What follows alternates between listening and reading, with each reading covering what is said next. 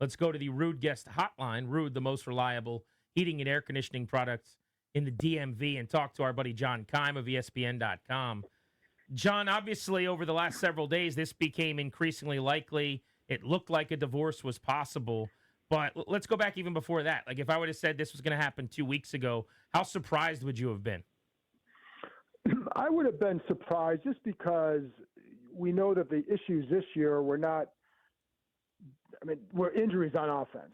Like, you can't lose your quarterback for as much as you lost him, and then your top receiver, and then two of your top three receivers for as much time as they missed them, and your starting running back, and have a similar kind of offense. So, I think people understood that. Like, when you talk to people outside of here, and like, would Kingsbury be considered for head coaching jobs elsewhere? Like, the word was like, yeah, he might be on some lists, because I don't think teams are going to hold that against him. So, you don't look at him as like, oh, he was the issue.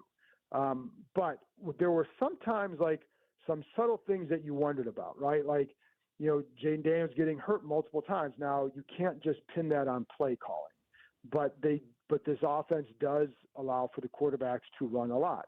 Was that a factor? But then you'd hear like Quinn would kind of slip in there a little bit once in a while about wanting to run the ball more to help the defense. And sometimes it was kind of couched a little bit.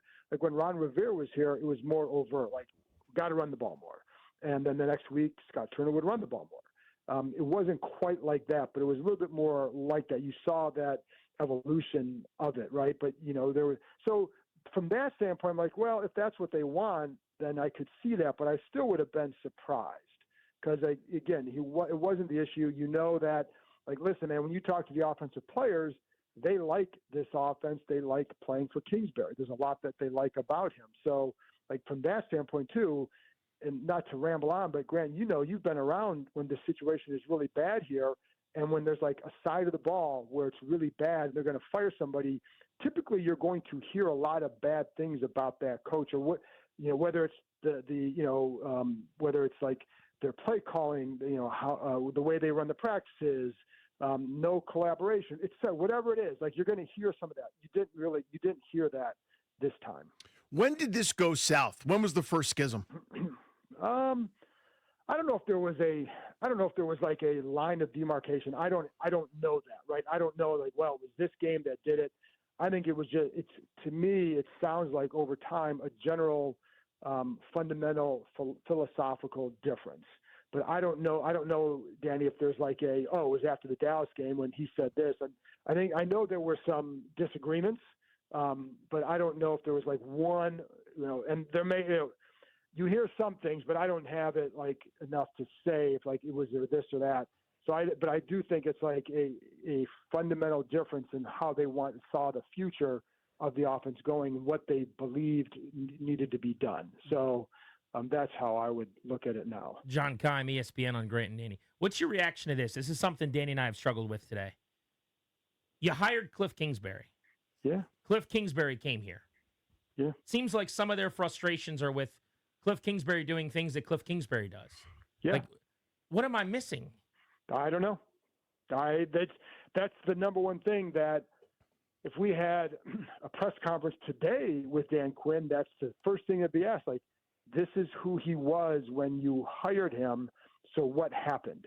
And the other part of that, Grant, too, is when they hired him and there was this line of succession plan, right? Like that, it was a big thing that one of the things that Quinn talked about was having that, because in Atlanta, I don't think it always went the way he wanted. And the staff was supposed to provide that. And now it may be that you're going outside that. So there's a couple things that, that surprised me, all that. But the number one thing is, like you said, this is who he was. It wasn't like he got in here and changed it. But it just also may be that when you start to see some of the injuries pile up, not that the offense was responsible for that, but is there another way that you could play that would have been more effective? And in case that happens again, do you know what I mean? So it could have just been an evolution of like, I thought this was for me and now it isn't. John, anything to the idea, and I've seen a few folks speculate to this, and that's all it is. It's the usual online sort of crew, but that Cliff might have been out of here anyway, and this is more his decision because he wants to go get a head coaching job or sort of feels like things may be intractable. We sort of haven't considered the Cliff angle of this, that he might see pastures greener elsewhere. Your thoughts there? Well, I think they termed it as a mutual parting of the ways. So I do think that that is a part of it, for sure. That, and if you think that, here's the other thing, like if you know that your boss wants you to go in a different direction that you don't want to go, and first of all, and you're still making a lot of money from a team that fired you a few years ago, you have the freedom to say that's not what I want to do. You know what I mean? Like, I think most of us have to stick around and say, all right, I guess I'll have to do it. But he doesn't have to. And it certainly sounds like he wants to explore other opportunities as a head coach. And I think he would have to know, like, if he doesn't get that, I'm sure somebody else would hire him to be in this role. So I think it was as much like it was just starting it may have been hard to stick around for another year knowing that this is what the head coach wants and knowing that, well, this is what I do. So I think just that, like I said, that's kind of just the direction he wanted to take. It was just not going to work. Here's another thing, Cakes, that I have a hard time squaring. I want to get your insight on this, because where I'm coming from is I don't love Cliff's offense. Like, I think it has limitations, right. But I think he did a pretty good job. And I think yeah. like over 2 years, the results are far from fireable, right? So right. that's kind of where I'm at as a backdrop. But right. I kind of think about this from the perspective of, to me, Dan Quinn should not be on a hot seat, should not be fired. Anybody saying right. that a year after the NFC Championship game is crazy. But I wonder why that isn't extended to Cliff as well. Like, outside of Daniels, in my opinion, you can make the case that the second most important person in the building for last year's success was Cliff Kingsbury. And now he's out. Why isn't he afforded that same luxury?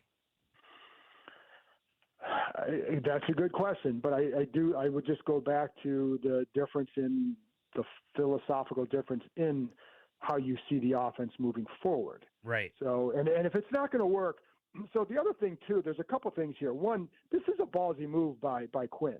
So, like, he doesn't have the luxury of, if it doesn't work here, I can get another job somewhere else. Like, this is it for him, almost assuredly, if this doesn't work.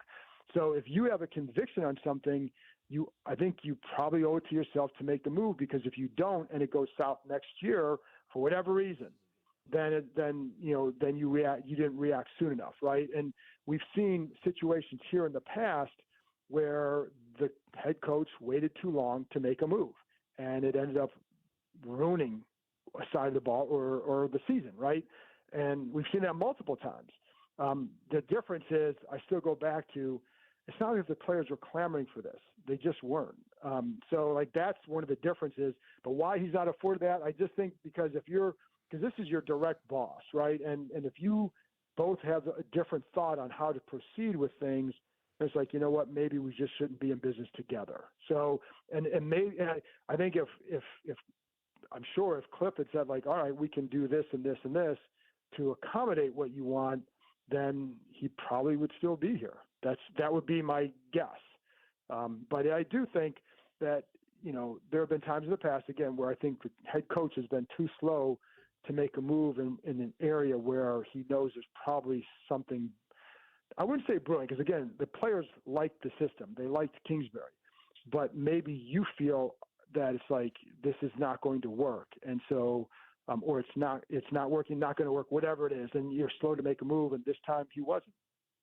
What does this mean for Daniels? We're not that far removed from he and his mom/representative tweeting pretty positive things about Cliff Kingsbury, and some comments from Daniels that were very positive towards Kingsbury. Seems like he's maybe blindsided by this to some degree. Just where does that leave him now entering year 3? So that's a good question. And it's not just Kingsbury, right? You lose Tavita Pritchard, quarterback's coach, right? Now it's Stanford. What happens to David Blau, whom he also has a good relationship with? So Daniels had a good relationship with all these coaches. Then you also wonder the effect on Marcus Mariota. He liked Kingsbury's system a lot. Now, he hadn't played in that system until last year, but he really liked it a lot. Now he likes playing here. Would he come back? I'm sure they'd still want him, but would he come back or would he go somewhere else to follow Kingsbury? Maybe, who knows? But so the quarterback room could look dramatically different next year for Daniels. The one thing I'll say is that, and I it's going to be a big change, but I don't necessarily worry about Jaden per se, just because he's been through changes in the past. He went, going from Arizona State to LSU and having to win the job there and then coming here, right? And, I don't think it takes him long to click with people. But I do think that with Kingsbury, he and Jaden had a very similar approach. Like Kingsbury, first coach in the building, get there around 3 a.m. Jaden, first player in the building, getting there around 5:30. They're doing their walkthroughs. Last year, it would be Jaden Tavita and Cliff Kingsbury around 6 a.m. in the bubble, 3 days a week. So I think like you had a guy who worked similar to Jaden, both film nerds. Like he would text Cliff all the time, and he text the coaches all the time about different things that he would see on film or in a game. So I think if whoever comes in here, I think you'd want to have somebody who at least works. Most of these guys work really hard, right? But who has a similar approach or style as Kingsbury, because it really worked for Jaden. But I do think that he's a guy who is adaptable as well, and I think he can play in multiple systems. So I don't necessarily worry about that, but it is a change. And I think what you realize early on in this business is that it is a business. And the other part that could help him perhaps is that C.J. Stroud, a very good friend of his, went through this last year. Yeah, yet another link between the Texans Yeah. and Washington, who have been through pretty similar recent years. John Keim of ESPN.com is with us on Grant and Danny. So you mentioned the difference in vision, which is pretty clear. It sounds like from this meeting where they're talking about what does the offense look like next year and beyond to develop Daniels. So what do you think they want it to look like? If Dan Quinn is butting heads with Kingsbury over his offense, give us an idea of what they might be searching for and who that could be. That's a good question, because I don't know. I mean, if you want to, I know you've talked about this, and I know Brian Dable's name is going to be out there, right? But he doesn't necessarily run a run-oriented offense. You know what I mean? His is more probably a little bit more akin to Kingsbury style. It would feel odd to me. To me, he's like bold Kingsbury light. It's a little more NFL-like, but it's not. Yeah. You're not zigging that much from the zag to go with Dable. Correct. And now the other thing is too, and this is something because I had asked Quinn this the other day about. You always hear from people like you get better at what you practice against, and this defense practiced against a unique offense throughout training camp. Like that was the number one thing they practiced. So then when you go up against a team like the Packers, a lot of motion, that offense, right? Then you have a lot of issues because you haven't worked against that. You may have practiced, you may have prepared for it, but you haven't worked against it a lot. And so I think if you're a defensive coach, sometimes I would always wonder that, okay, what does Quinn really think about this? Because we watched Seattle. We watched that play action, the way they run their play action game off the run game, and how much it would fool the linebackers, right? So do you want something a little bit more like that, where, is it a little bit more in the center? I know that's been a big topic. I know you talked about it, and I talked to people who are split on that. Some people think it's not that as big a deal. Some people, I'd say more who I don't want to call them old school necessarily, but who like old school football are going to be more under center types. But if you're a defensive guy like Quinn, maybe, do you want a little bit more of that because he even said yesterday in the press conference, or no, it was last week when asked about that, about Kingsbury's offense, about making sure the runs and the passes basically marry each other, right? Or match up. And when sometimes you're running the play action from the gun or the pistol, it doesn't always look the same, right? So do you want something that's a little bit more, that you can be more up tempo, but yet maybe have some more old school elements? And, and it's funny because last year we say this and they weren't they weren't necessarily a running team last year outside of the quarterbacks, but they did control the clock because the passing game helped do that, right? So there's more than one way to control the clock and to help your defense. And I also find when you have really good playmakers, that helps too. And you touched on this earlier, John, but I want to go back to it. For Quinn and Peters, I mean, I know Peters made a big deal yesterday of saying, no, any coaching decision is Dan Quinn's, almost being able to wash his hands of it. But I bet you they sort of see eye to eye on a lot of stuff. It just sort of seems like they're presenting that united front as sort of simpatico minds. This is a big deal for Quinn. In other words, like you have some buyer's remorse here on one of your good buddies that you brought with you from Dallas and your handpicked OC, who you pried away from the Raiders, who almost took that job. I think you used the word ballsy. That's exactly what this is to me. With year 3 of Daniels, the fact that your handpicked guy didn't work, and it's just by being himself. If he'd showed up and just changed type, I'd be more sympathetic. But he didn't. This is Kingsbury, who he always was, and who he will be at his next stop. Go into that. What's on the line here for Quinn? Oh, I mean, it's I think a lot, and because it has to work, and that's one of the things, like I said, that I would go back to, like ballsy, risky, whatever it is. See what the next chapter brings with it, because like that's always the key, right? Like, it's just like when you let a player go. All right, you traded this guy, you let this guy walk in free agency. What's your plan? Because the plan is always what's going to matter. Like, guys leave and go all the time. This isn't, it's not the first time a guy's they've changed coordinators, whatever. But what's your plan, and it better work. So, I would say that, because not just, I mean, it's for his sake, but it's also like you have this special talent at quarterback in Jaden Daniels. You want to maximize that. And they have talked a lot about protecting him. And one way to protect him is not by not having everything be on his shoulders. I think that's some of what's at play here too. So what's at stake for him? I think it's, again, this is his second chance, and is probably his last chance at success as a NFL coach, as an NFL head coach. You have to make it work. And this is a roll of the dice. I think the last time we saw a big roll of the dice was a couple of years ago. Rivera hires Eric Bieniemy, right? Didn't work out. And it was, there were a lot of other issues there, but this is, I don't know if I equate it to that, but it's a ballsy move. And if it doesn't work, and then it's like, as far as like, his future, well, then it's like, what happens with that? Does Jaden develop or not? Does the offense develop or not? There's still going to be a long way to go with this, for sure. And as Grant, you said, like, Kingsbury's offense was not for everybody. And even people who liked it, they're like, yeah, I don't mind it, but, and there's some people who really liked it a lot. So, it feels like this could work out. Have to see where the next guy is. Yeah, it could be an upgrade, but I just am always hesitant when it's pretty good. Grass ain't always greener. We'll see. It is a ballsy. I love that. It's bold. This is a huge kickoff to the offseason. They're rolling the dice here. And I think too, also, they fired Bobby Johnson, their old line coach, and so there's another one. And what did that signify to you? That was odd to me. Yeah, I mean, I think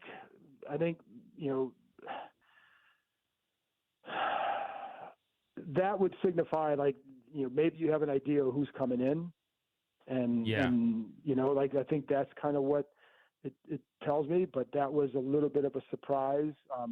I'd heard that there may be some movement there, and then it happened. So that did surprise me a little bit. But then there were sometimes you talk to other people, like, well, was it always clean with what they were doing? But I don't know if it ever is always clean. You know what I mean? So with in terms of run blocking assignments, whatever. But that's like, I'm not an O-line expert. But